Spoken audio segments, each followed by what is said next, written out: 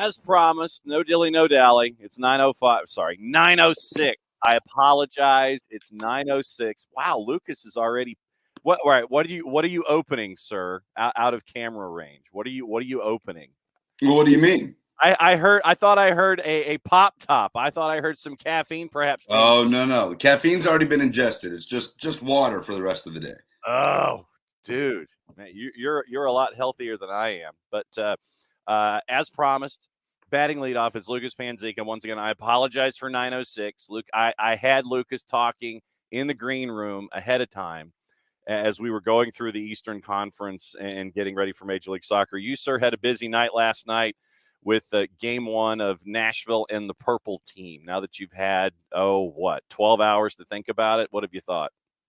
Well, a little more of the same from Nashville as we saw in the backstretch of the regular season. A little more of the same as we saw in the last matchup against Orlando, where it's a cagey game. You know, each team just has to take advantage of 1 to 2 moments. Orlando's the team that was able to do that. They were the team that was able to see it out. Early goals are going to be huge. Taking the lead, huge in this series. Both of these teams so good at just seeing out these leads and finishing out these games. We all know Orlando and their reputation under Oscar Pareja. I don't have to tell that to your Atlanta audience when they're up 1-0, what that game kind of devolves into. That's what Nashville was looking to avoid. But an absolute stunner from Wilder Cartagena has Orlando on top, and they're able to see it out at home. So now Nashville has to just grab some of that momentum back and find some of that attacking spark that they were lacking after Leagues Cup, with the exception of the late season win against New England. So the early chance by Sam Sturridge. Are you and everyone there in Middle Tennessee in the Southeast still going like this with your hands on your forehead, discussing a sitter that could have changed the game state? Yeah, that chance by Sturridge. There's a chance by Teal Bunbury in the box in the second half. Again, moments to take advantage of are going to be so few and far between in this series between Nashville and Orlando. And you got to pounce on them, especially if you're the designated player. That's why Sam Sturridge was brought here. He'll tell you that that's one that he needs to score. Gary Smith will tell you that's one that he just has to get around and put on target, put into the back of the net. Same goes for Teal Bunbury. But again, the expectation is there for Sam Sturridge to elevate this team in the attack. He did it in Leagues Cup. He did it in a couple moments in the regular season since then. Just hasn't happened with the regularity that Nashville needs it to. And there's no question that that's a huge moment in that game. That game is scoreless at that point, and that's a chance for Nashville to kind of seize control, and they're unable to take advantage of it. So there's no question that Nashville's in this series, really neither team in this series is going to have 12, 13, 14 shots on goal. That's just not how the series is going to play out. You could probably count on one hand in every game the shots on target that each team will have in this best-of-3 series between Nashville and Orlando, and simply have to take advantage. How did you feel about Orlando attempting to handcuff Hani Mukhtar? And I know that we all look at that one shot that he launched from just outside of 30, that it looked like it might have broken the tip of a finger of Pedro Gallese at one point. But how did you look at what Orlando was doing to handcuff Hani? Yeah, Hani really trying to one-up Wilder Cartagena there. I mean, that was just moments after the opening goal, and he almost did it. That was an incredible strike that, you're right, Gallese gets just a piece of it and kind of paid for it a little bit. But Orlando, I do think John is really well equipped to deal with Hani Mukhtar with that double pivot of Cartagena and Cesar Araujo, and just combined with Orlando being one of the hottest teams, not just in the Eastern Conference, but in the league. They're playing with a ton of confidence right now.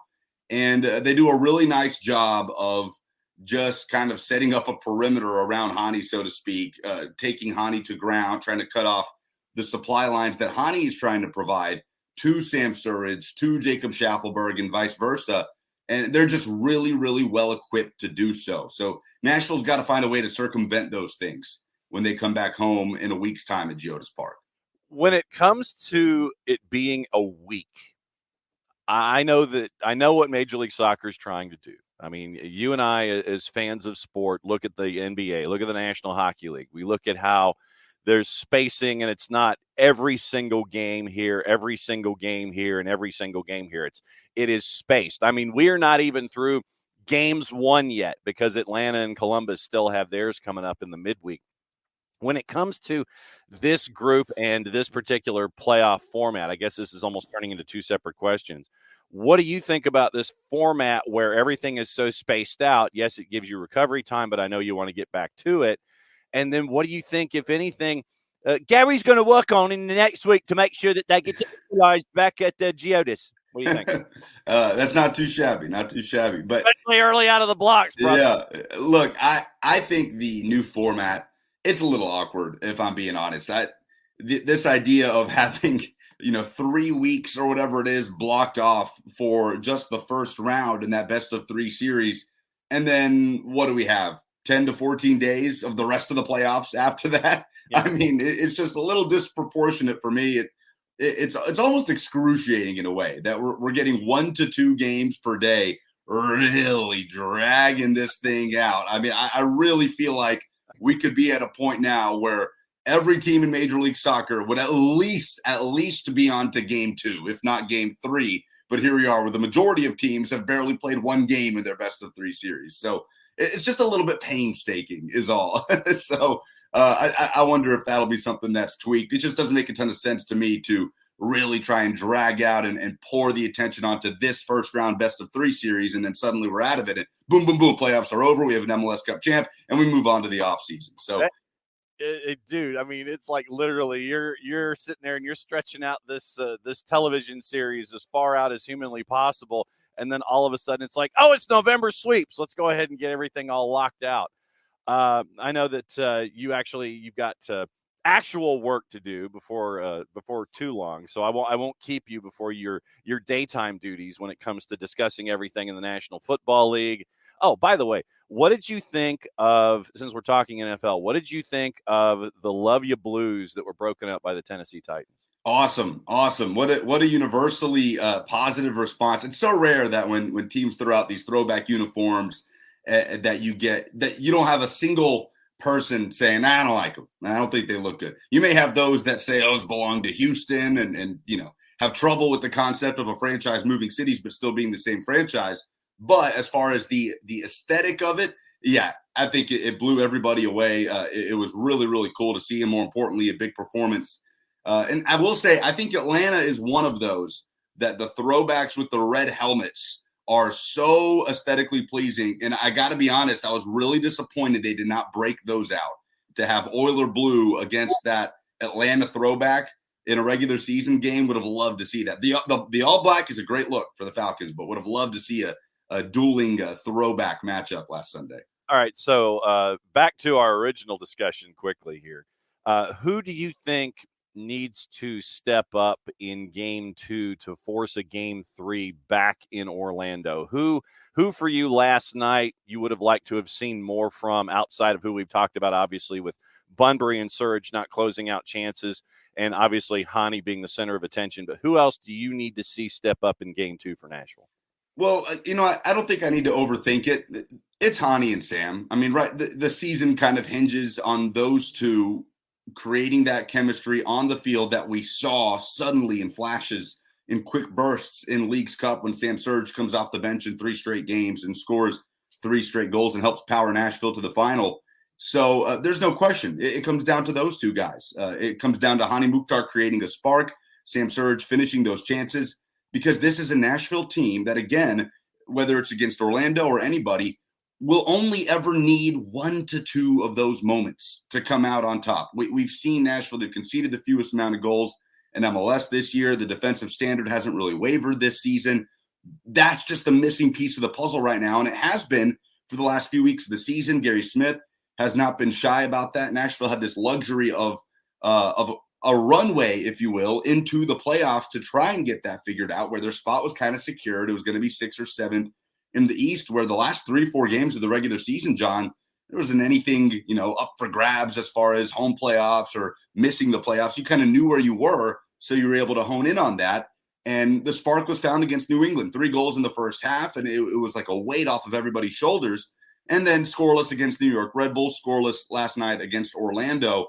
So I don't want to say Nashville is back to square one in that regard, but there's no question their backs are against the wall in that regard. And in the big picture with the season, it comes down to Hani Mukhtar and Sam Surridge. I will give you Jacob Schaffelberg as a guy that down that left side. Was able to create a spark in that 3-1 win against New England a couple of weeks ago, provided some good service. He had the cross in that Surge is unable to finish off last night.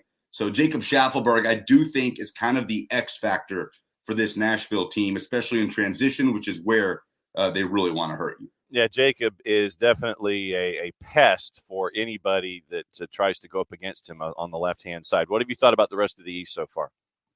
Yeah, it's been interesting. I think the New England Philly game 1 played out a little bit how I expected. We were talking some off the air about the series we were most looking forward to.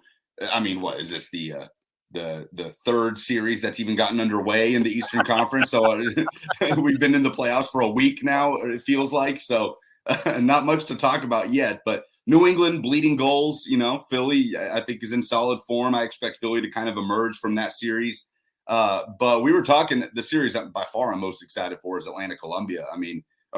Columbus, where there's been a couple people are excited about SKC St. Louis, and for good reason. Suddenly SKC looks primed to make a run, and Vancouver LAFC, there's goals. But as far as two contenders that play an exciting brand, Atlanta and Columbus, to me, is the most fascinating series of the Eastern Conference. But Nashville-Orlando at GEODIS Park is going to be really interesting. I think this is really where you start to see tempers boil over between Nashville and Orlando. Nashville has, as a new team, as you guys know, you come into the league and you kind of grow into these rivalries, right? You try to figure out, okay, what's a rivalry and what isn't. There's some that get labeled as a rivalry, but there's just not enough actual on-field history for it to be so for the players.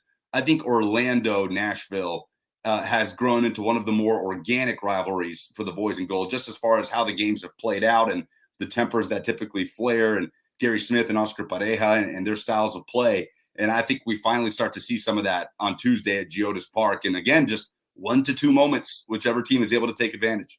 All right, so cut the promo for me, knowing full well that you're going to be back on the show. You have the invite for the day after game 2, but cut the promo for me.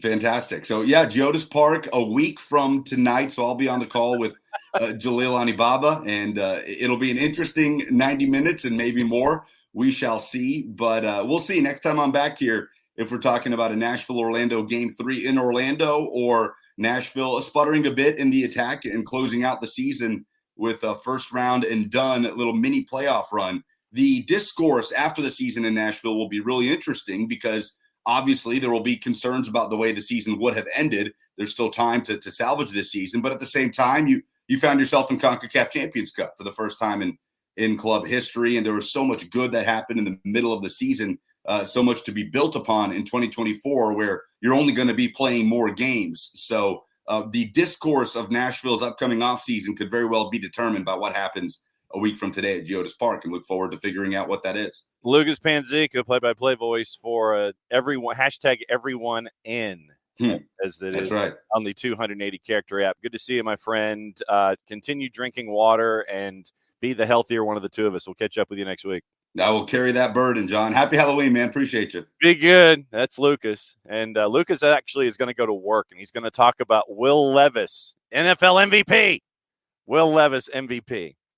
So it's good to catch up with Lucas up there at 104.5 in Nashville, the play-by-play voice on the audio side.